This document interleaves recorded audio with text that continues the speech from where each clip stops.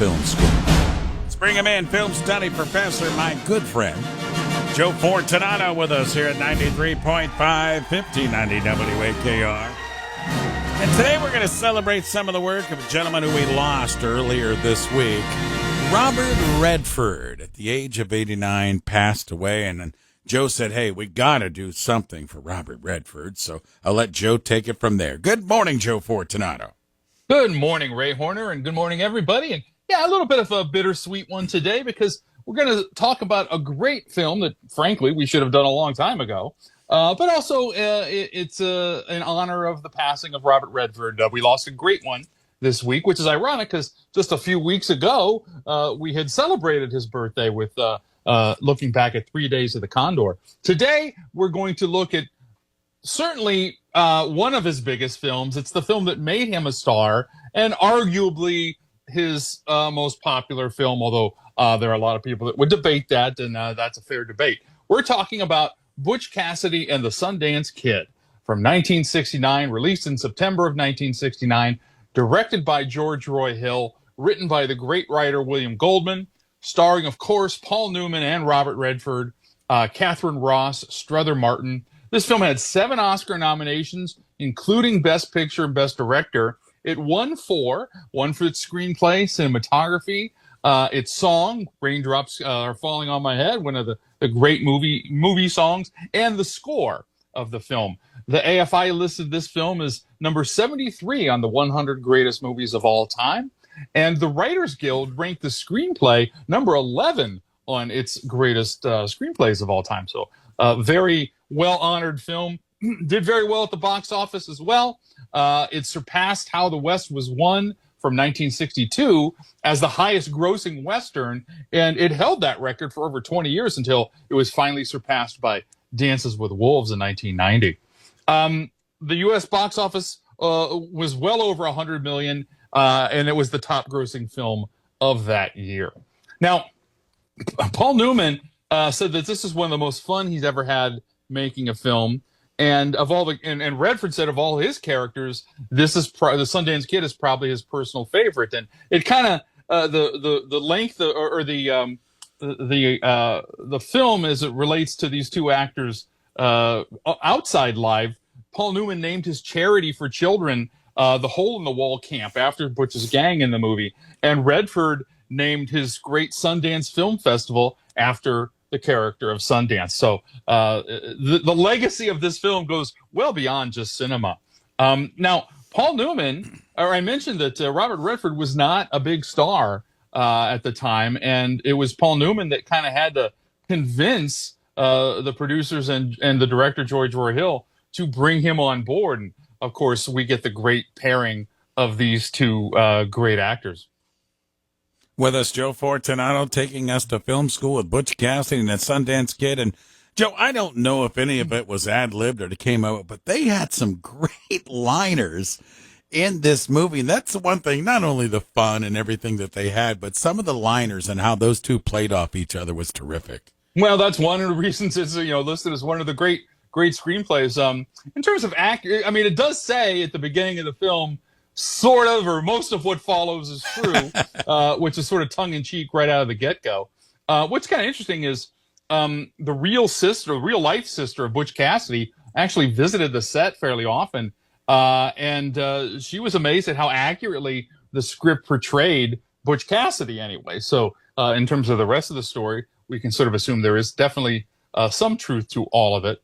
Kind of production, a lot of the script takes place in Bolivia, but those were actually filmed in Mexico, and almost the entire cast and crew, you've heard stories like this before, you probably know where I'm going with this, as well as the director came down with Montezuma's Revenge, which is a severe stomach issue. I won't go into any more detail than that. It was only Redford, Newman, and Catherine Ross, the 3 stars, that were spared because they refused to drink the water that was catered on the set, and they stuck to drinking soda and alcohol and anything else that was in bottles.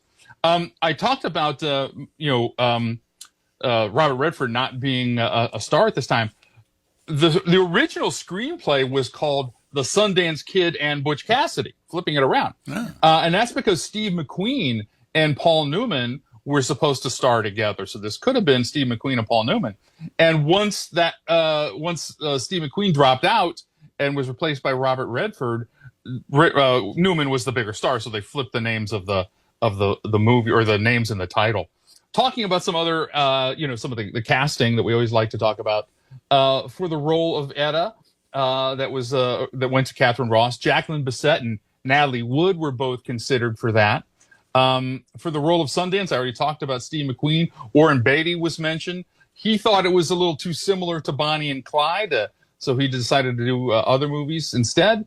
Jack Lemmon, kind of an interesting choice, turned down the role of the Sundance Kid because he already had a scheduling conflict with The Odd Couple. I think that one worked out for all of us because we have Jack Lemmon doing great in The Odd Couple. And even Dustin Hoffman was considered for the role of Butch Cassidy. So, again, I always say the big names at the time are all kind of mentioned in all of these things. Redford wanted to do all of his own stunts, and Paul Newman was really not too keen on that. And he says, look, I don't want any heroics around here. I don't want to lose a co-star.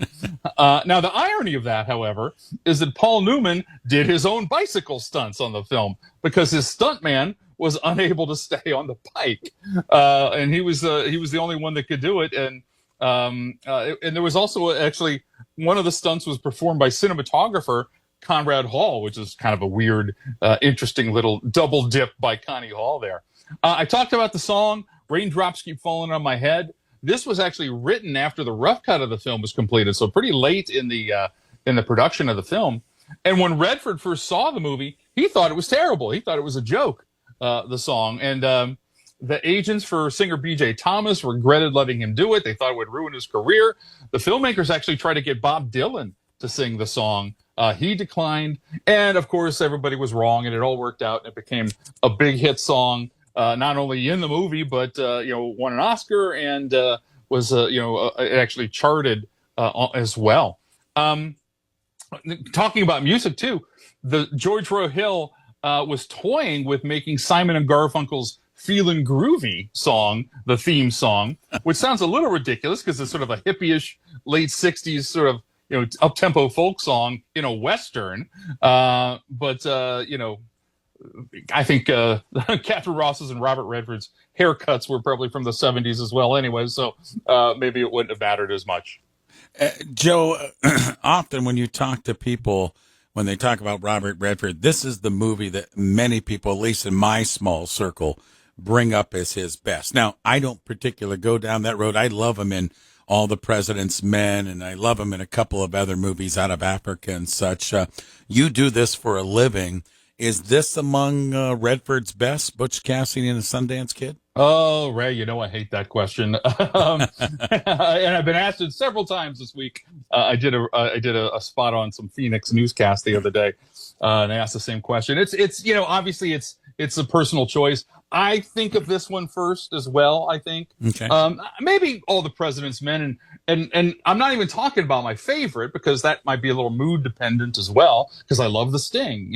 How do you choose between, those three great films? And then there's other films like The Natural and, other stories. His film with Barbra Streisand, so many people love, The Romance. So, there's so many, and that's the beauty of it, is that, he did so many great films, and it wasn't just the films that were so great in his long career, but the way he gave back to the film community with Sundance. I mean, he championed independent film and young filmmakers, and still to this day, people are getting their start because of the Sundance Film Festival, and that's a legacy that goes well beyond even just the films he made. Butch Cassidy and the Sundance Kid might be a good weekend to go back and relive that one. Joe Fortunato taking us to film school. Well, coming up tomorrow, you get the details and you get the expanded film school, as Joe is going to be at Jilly's. Now, I was originally scheduled to be here with them. I should say be there with him, I'll say.